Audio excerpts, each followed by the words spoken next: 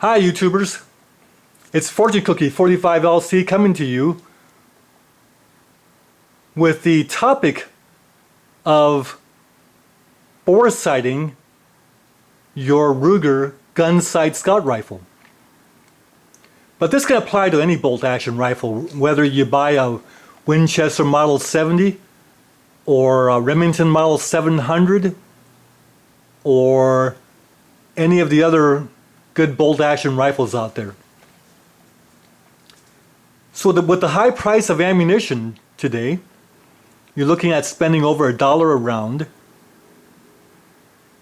The dilemma is you got a new rifle and you go to the range and you shoot and the bullets are going all over the place and you might not even know where they're going. And before you figure out how to zero your rifle or get it adjusted, you've gone through over a box of ammunition and you haven't learned anything. You haven't gotten anywhere. So we're going to talk about boresighting. And this is something you can do at home. This is a Caldwell lead sled. Very stable to hold the rifle still.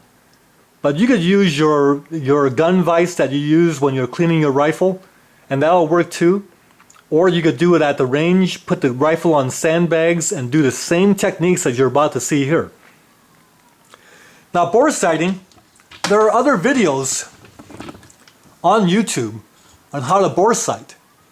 And you should go ahead and look at those because they're good. They got some good information there. But the reason why I'm making this video is because there's a potential of having confusion. And we actually see it at the range. People are trying to get their rifles zeroed in, and when they make a change on the sights, they actually make it in the wrong direction. And when you're boresighting, that's easy to do.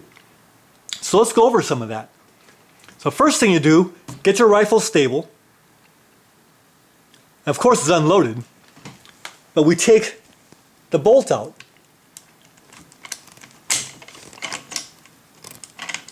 Hard to do reaching over a camera. Hope I didn't block the camera. Now this is borrowed from the old-fashioned way that they fired artillery pieces.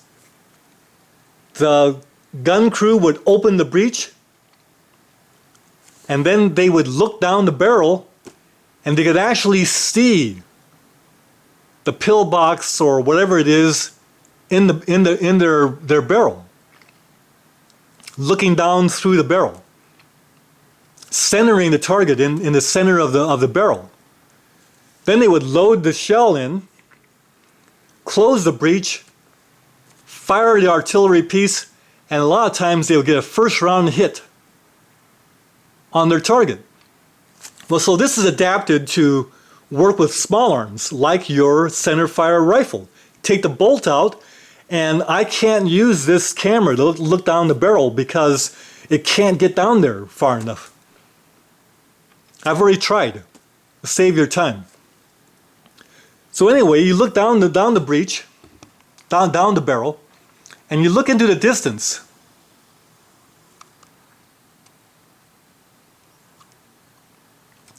And you find something out there, right there in the middle of the screen. See that? A nice little aiming point.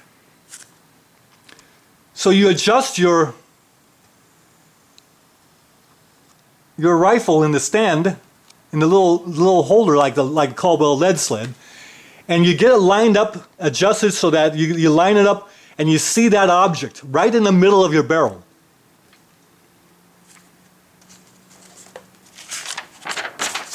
So suppose I've drawn a picture here. Suppose you look down your barrel and you're using the top of a tree. So you center the top of the tree right there in the center of your barrel. You've boresighted that tree, the top of that tree.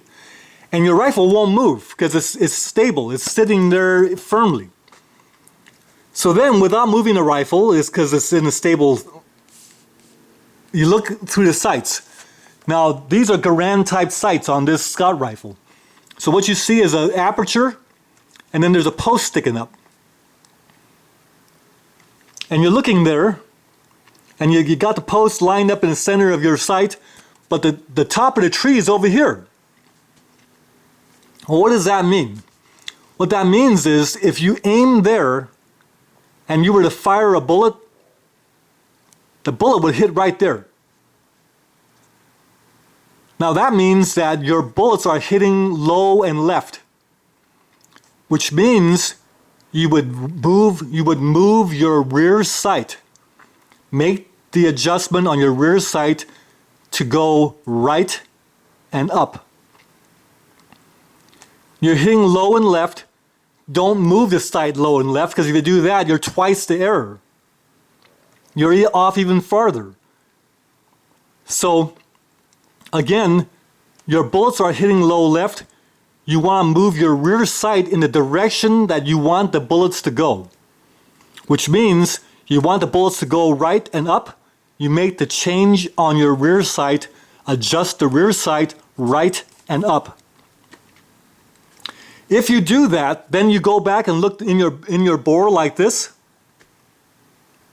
and then you switch to your aperture sights, and you will see that your sights are centered in the aperture, and then the top of the tree will be right there at the top of that post. So in other words, your gun is now aimed where the barrel is shooting. And that's a way you adjust your aperture sight. So once again, you move the rear sight in the direction you want the bullets to go. Not where they are, but where you want them to go. In this case, move to the right and move it up. Now if you're using a scope sight, here's what you got. Suppose you got something like this. Here's your barrel looking at the top of the tree, and then here's your scope sight.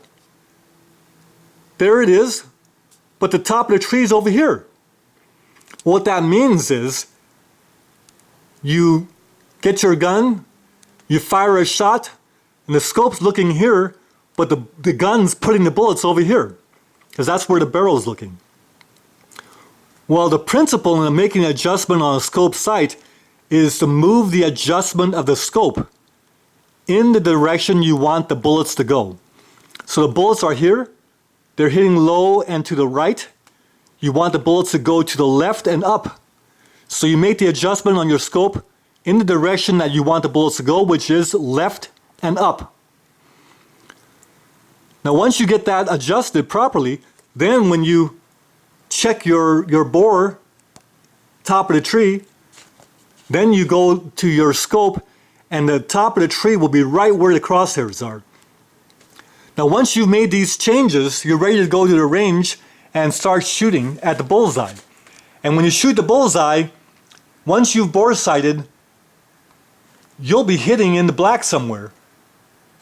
And then the only adjustments you need to make would be small adjustments to bring it right on the impact, right where your sights are, to get that fine adjusted point of impact that we all like. So there's the confusion. I invite you to see the other videos out there on boresighting, because they're very good. But remember how you want the adjustments to be made. You want to either adjust your rear sight in the direction you want the bullets to go, or you want to adjust your scope sight, make the adjustments again in the direction you want the bullets to go. So YouTubers out there, good luck. Get your rifles zeroed in, be happy, shoot up a storm, and Fortune Cookie 45 LC, we'll see you on another video. Bye for now.